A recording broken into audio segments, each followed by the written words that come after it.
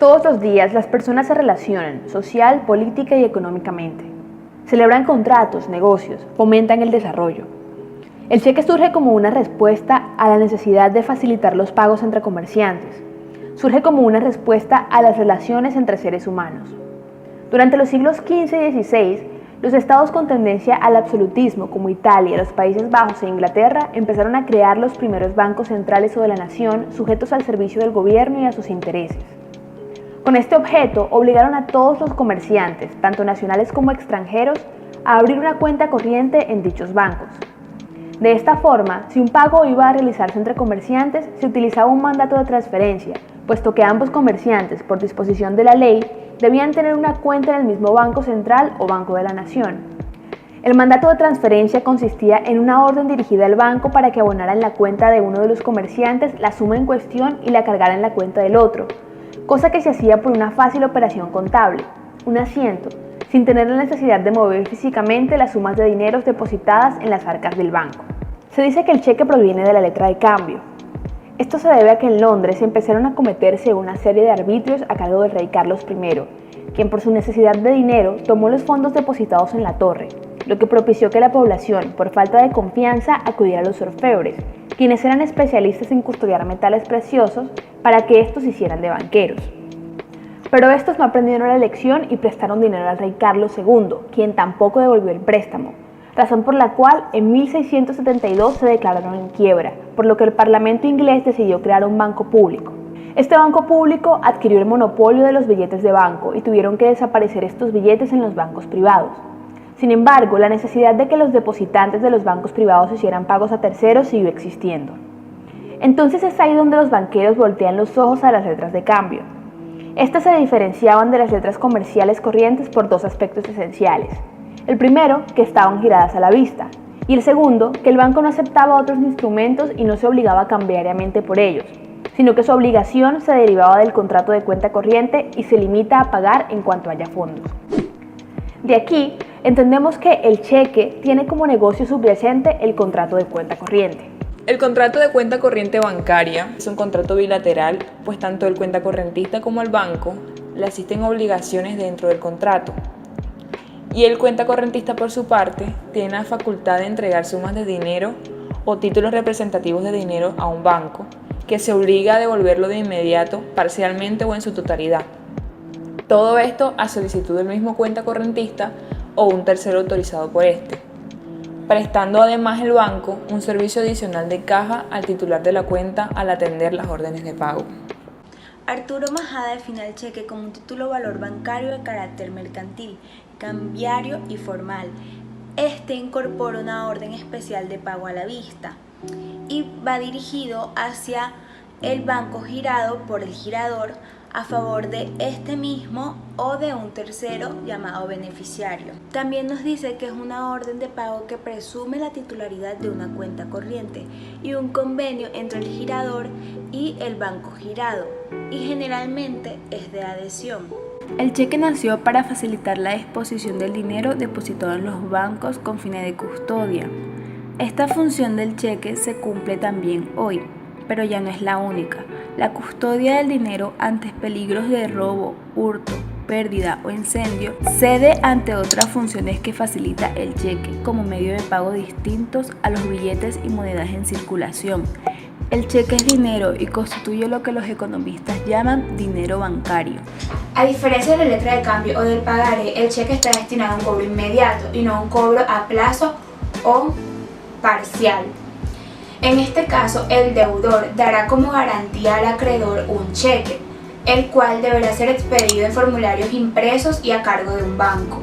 Con este podrás acercarte al banco que ha emitido el título valor y a cambio este te entregará el monto del dinero al que corresponde al cheque, teniendo en cuenta que el deudor en su cuenta corriente deberá tener provisiones de fondo y autorización para que se le entregue el monto al acreedor, tal y como lo establece el artículo 714 del Código de Comercio. De la misma forma, el artículo 712 establece que solo los cheques expedidos en formularios impresos de cheque o chequera tendrán validez. El cheque, para poder nacer a la vida jurídica, deberá cumplir con los requisitos esenciales comunes a todos los títulos valores. La mención del derecho que en ellos se incorpora hace referencia a que los cheques son títulos valores de contenido crediticio. Por lo tanto, en ellos debe plasmarse una suma de dinero que será cobrada por el beneficiario en el banco librado.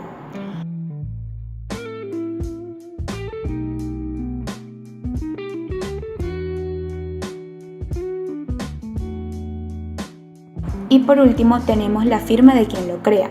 El cheque es creado por el librador.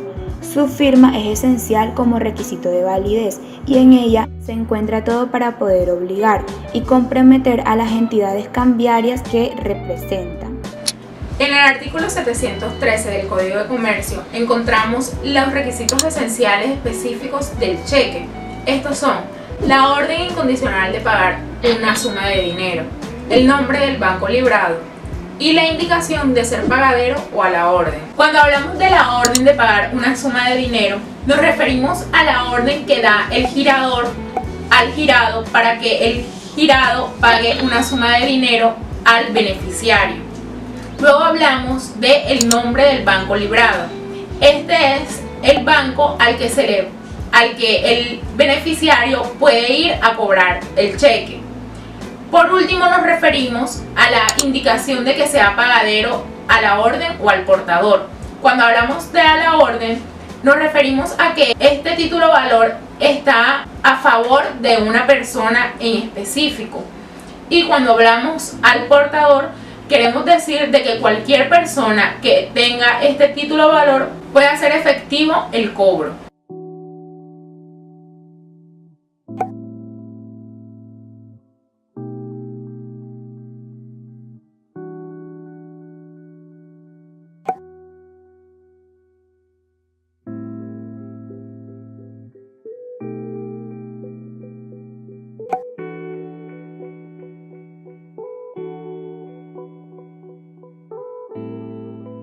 El cheque surge como instrumento económico con la presencia de las siguientes relaciones: entre el girador y el girado.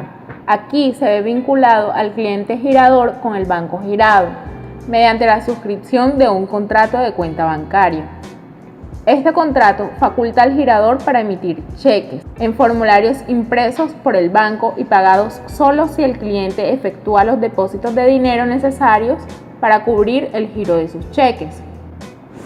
Entre el girador y el beneficiario. En esta relación, el girador cede al beneficiario el derecho incorporado en el título emitido, es decir, una suma de dinero depositada a nombre del girador. Y por último, tenemos la relación entre el girado y el beneficiario o tenedor.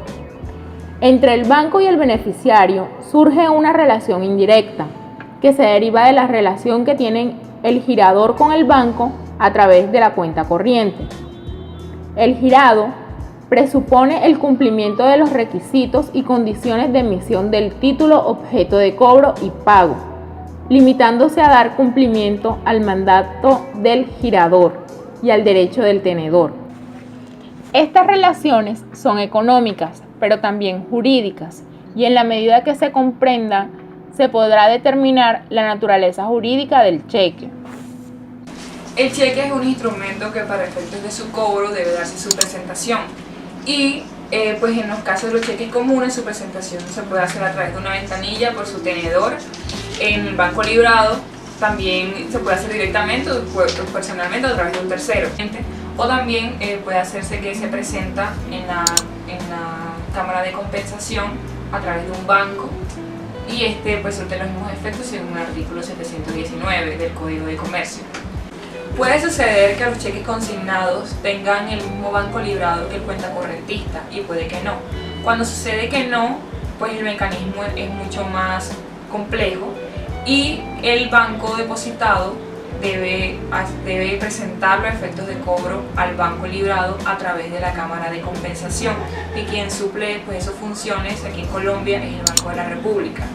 La Corte le ha dado al Banco de la República dos funciones bastante generales, que el primero es canjear los cheques que sean consignados a cambio de otros bancos y la segunda viene siendo la devolución de los cheques que no son efectivos.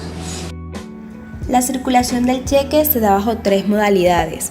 La simple entrega, que se da en los cheques al portador, pues su beneficiario o tenedor es la persona encargada de presentarlo al cobro. Se presume que el beneficiario es su último tenedor, por haber adquirido conforme a la ley de circulación. Es la entrega material del cheque. La cesión ordinaria, que produce efectos a la medida que se haya notificado al deudor y éste hubiera aceptado. Pues además de la entrega del título, de la notificación y aceptación, es necesario que el título se exhiba y que se note el traspaso del derecho, indicando el cesionario y con la firma del cedente. El endoso, que es escrito por medio del cual el tenedor del cheque lo transfiere o lo entrega al cobro. El escrito debe estamparse al dorso del título o en una hoja adherida, teniendo que ir debidamente firmado por el endosante. El endoso se requiere en los cheques librados a la orden de la persona. Los cheques deberán presentarse para su pago dentro del siguiente término según sus condiciones. Dentro de los 15 días a partir de su fecha, si fueren pagaderos en el mismo lugar de expedición. Dentro de un mes a partir de su fecha, si fueren pagaderos en el mismo país de su expedición, pero en lugar distinto. Dentro de 3 meses, si fueren expedidos en un país de Latinoamérica y pagadero en algún otro país de América Latina. Dentro de 4 meses, si fueren expedidos en un país latinoamericano para ser pagados fuera de América Latina.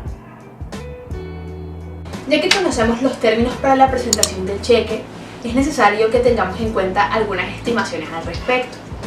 La primera de ellas es que si el plazo cae en día festivo, este se prorrogará al día siguiente. El día del vencimiento va hasta las 6 de la tarde. El banco está en obligación de hacer el pago total del importe del cheque si cuenta con los fondos suficientes para ello, pero si no lo hace, debe ofrecer al beneficiario la posibilidad del pago parcial. Si el beneficiario acepta, el banco deberá dar constancia de lo pagado en el cheque y devolverá el cheque al beneficiario para que éste cobre el valor restante. En caso de no ofrecer la posibilidad del pago parcial al beneficiario, el banco deberá hacer un pago de un 20% del valor total del importe a título de sanción. Si el beneficiario presenta el título para su pago dentro de los tiempos estipulados y no se hace el pago por culpa del deudor, este deberá hacer un pago del 20% del valor total del importe del título al beneficiario a título de sanción. Aún teniendo en cuenta las consideraciones anteriores, el pago del título podrá hacerse dentro de los 6 meses posteriores a la fecha de su creación, siempre y cuando el banco cuente con los fondos disponibles para hacerlo. El cheque cruzado está regulado por el artículo 734, 735 y 736 del Código de Comercio. En este cheque, el tenedor o el librador realiza 2 líneas paralelas en el frente del cheque y solo puede ser cobrado por un banco. El cheque viajero es un documento emitido por una entidad financiera que permite ser canjeado en otros países por dinero y a su vez ser utilizado como medio de pago. El cheque certificado es aquel que se solicita al girador y este a su vez acude al banco para que certifique la existencia de fondos suficientes para hacer pagadero el documento.